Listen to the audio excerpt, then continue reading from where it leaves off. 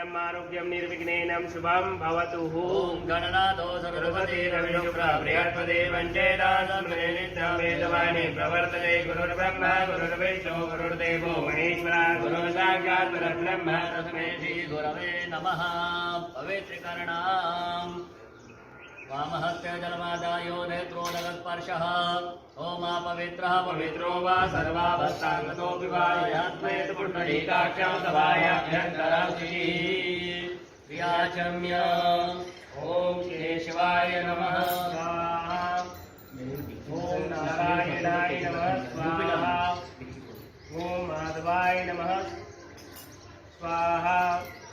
ऋषिकेशाय नमः हस्तप्रक्षाल्यः ओम पृथ्वी मंत्रस्य वेर्विषि गुरुमोदेवता सुलंघनदासन पवित्रकरणे विनियोगः प्रत्येत्वया कालोका देवी कां विष्णुनाथातं धारे महादेवी पवित्रं पुरुषासनं आधार शक्ते नमः भूमेन सुंदराय नमः सकल पूजार्थे ध्यानार्थे गंधाग्नि पुष्पाणि समर्पयामि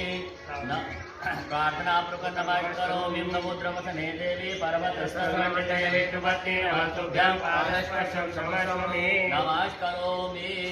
चिद्रूपिणी महामाये समन्विते स्थिते कालधे देवो वृद्धे पुरुषोऽस्मि अष्टौ वृक्षाणियो प्रणवस्य परब्रह्म ऋषि परमात्मा देवता देवी